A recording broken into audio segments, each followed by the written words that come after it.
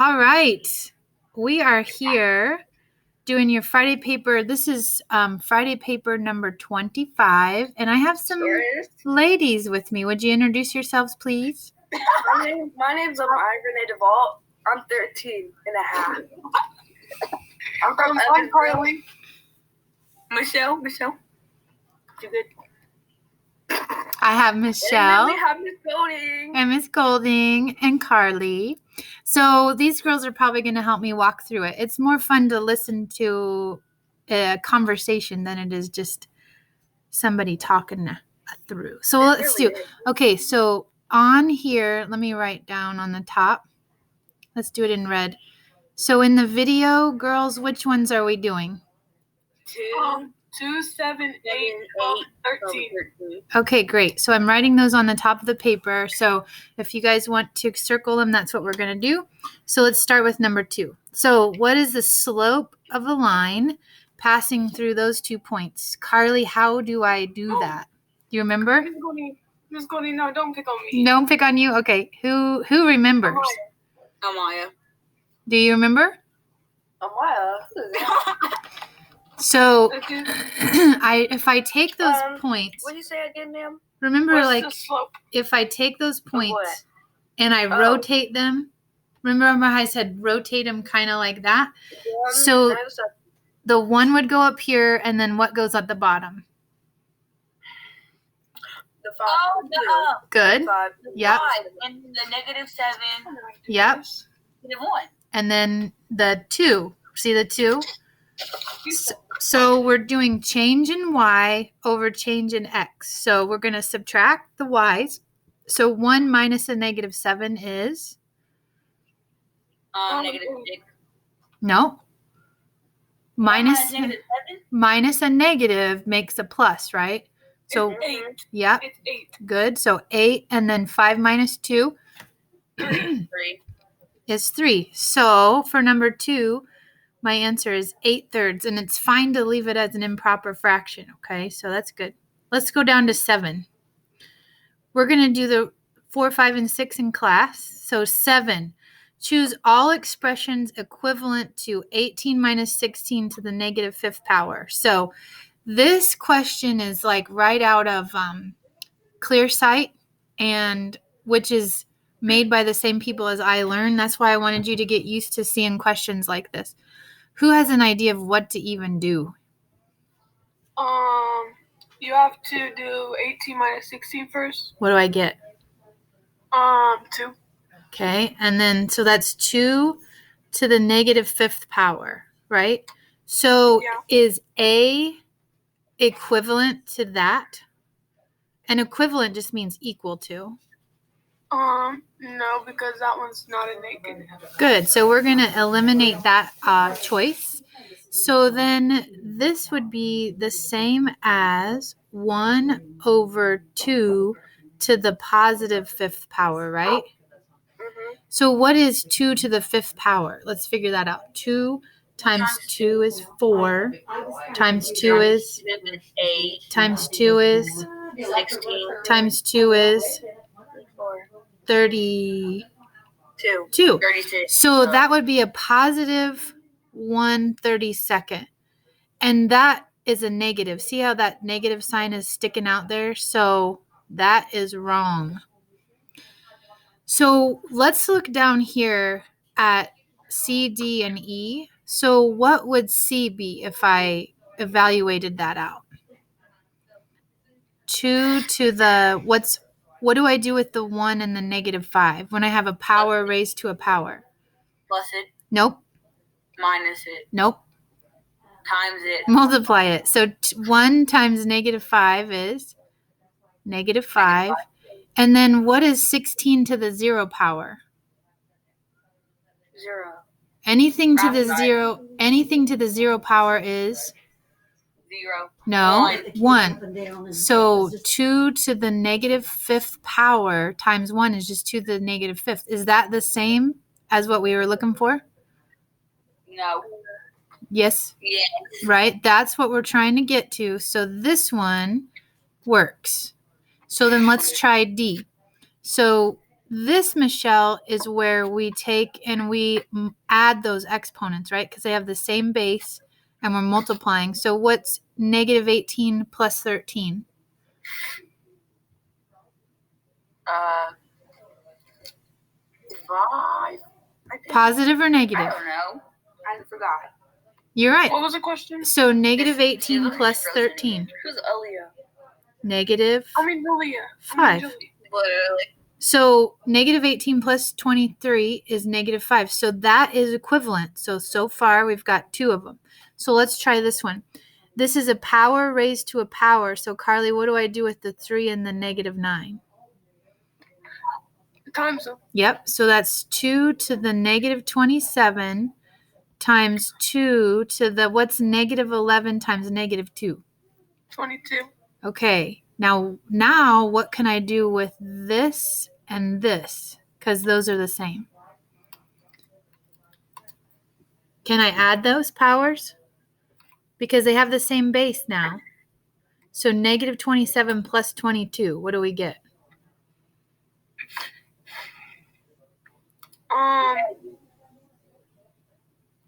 Negative 27 plus 22.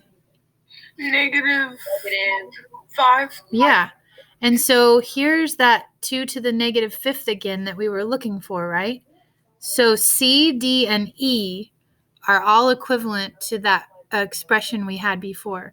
That's a really tough problem, okay? It's straight out of ClearSight. I don't know if you guys remember a problem like that on ClearSight. Okay, Carly, I think I said I was going to do number 8, yes? Yeah. Okay. Mhm. George started at point A and walked 12 miles east. So if he's here, you've got north, south, east, and west, right? So if he's here and he's going to go east, which way should I go from that point? To the right or the left? East. To the right. Good. And he's going to go 12. So I'm just going to show that that's 12 miles.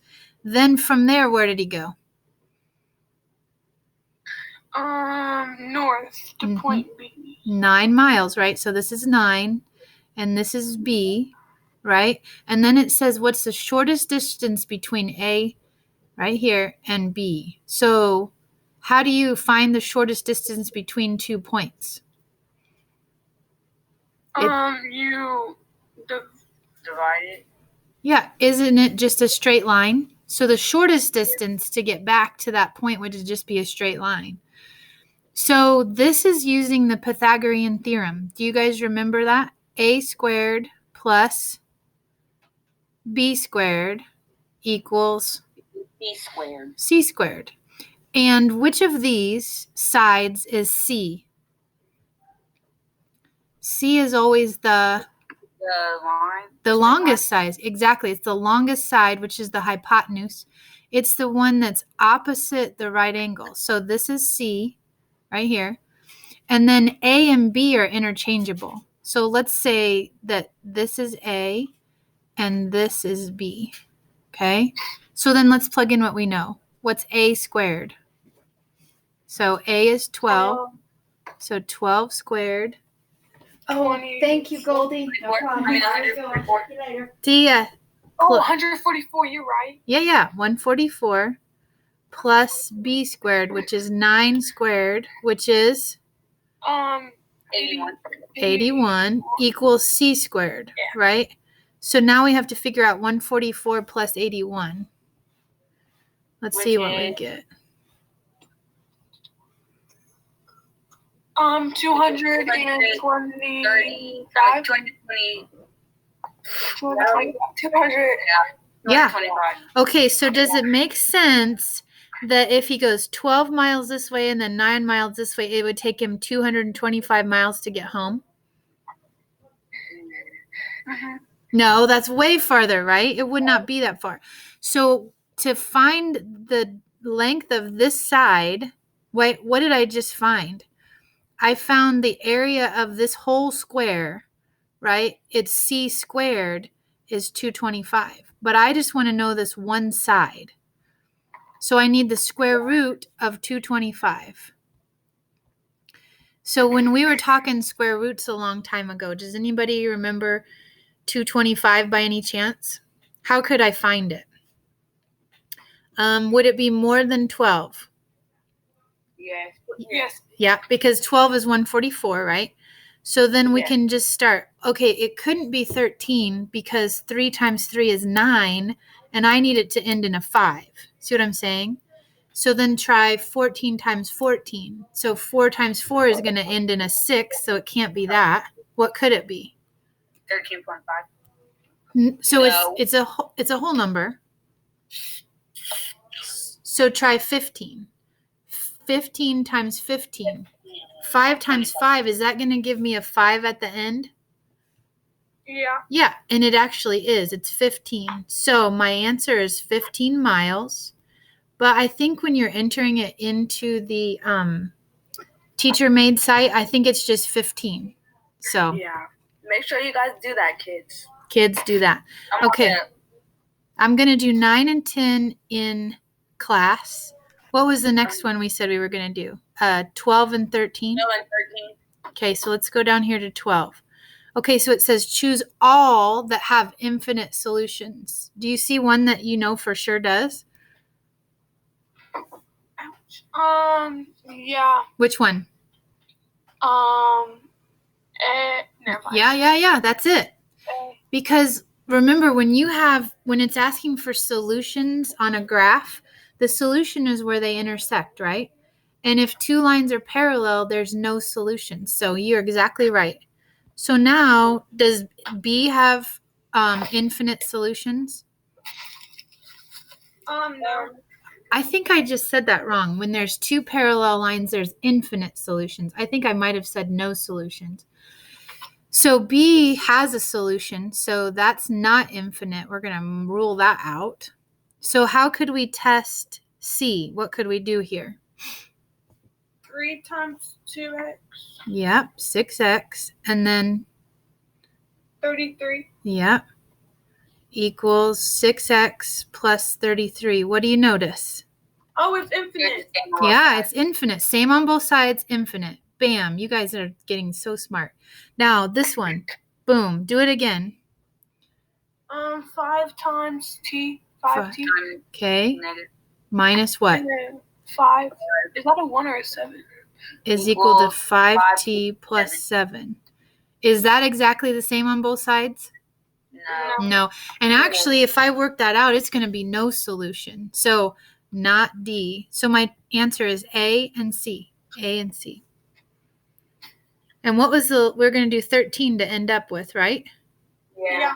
Okay, super. So choose all true statements about the shape formed when a cone is sliced parallel to its base. Okay, so first of all, cone, parallel, and base. Those are things we have to define. So I'm going to draw a cone. It doesn't have to be like this. It could be like an ice cream cone flipped the other way, right? So it could be like this. That's a cone. Okay. And then it says I'm going to slice it parallel to the base. So first of all, tell me, what is the base of the cone? What do you mean, like the bottom? So we often talk about base like bottom, but this is it, right? But even if I flip it upside down or whatever, I flip it like this, that's still the base, right?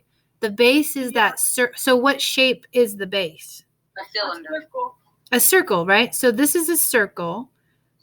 So I'm going to slice it parallel to the base. So I'm going to take and I'm going to chop that off. And I'm going to chop here. So then it says what's going to be left. So I don't know if you can picture this, but wouldn't I really have, like if I sliced it right here, wouldn't I end up like this? Let me see if I can do it here. What would that look like here? Kind of like that, and then like that. So would it form a rectangle? Does that make sense? No. No. Does it form a circle? I do. So the thing I just drew right here, right, is another circle. And it's going to be similar to the circle that's at the base. It's just going to be smaller, right? It's just going to be smaller. So B is correct. Does it form a sphere? What is sphere? What is a sphere? Let's talk about that. So the Earth is a sphere. A basketball is a sphere. Oh, a circle. Yeah, like a circle, but it's three-dimensional, right? So did we form a sphere at all when we did that? No. So mark that one off and this one off. So the cone has turned into a cylinder. What do you think about that one? I think kind of, yeah. Kind of, but here's the definition of a cylinder. You have to have two bases that are exactly the same. They're equivalent. They're exactly the same. Then, you have them like that. So here we have two bases that are circles. They're similar, but they're not equal, are they? So it's not really a cylinder. Did we form a triangle? Yes. So you're talking about this little piece on top, right? Now, I agree that it kind of looks like a triangle, but a triangle is a two-dimensional shape, right? We didn't make a triangle. We still have a little cone on top, don't we? It's really just a little cone. So this is not even true. It seems like it should be true, but it's not. So the only thing that is true is B. We made a circle. Okay? And that's a question straight off of ClearSight or an iLearn type question because they like to ask things like that. So, okay, ladies, any final remarks before we close? Have a great day and play in the snow. Yeah, play in the snow. Have a great day. Go sledding. All right. Remember, Oh, what's the thing that's written on above my board? Stay positive. I am enough. Well, I'm good important. And I'm smart. I'm important and the world Needs me. That's it. That's it. Let's say it together. Ready? I'm important. And the world needs me. That's right. Okay, guys. Thank you for your help. We're going to go ahead and stop the video. Let me go ahead and stop here.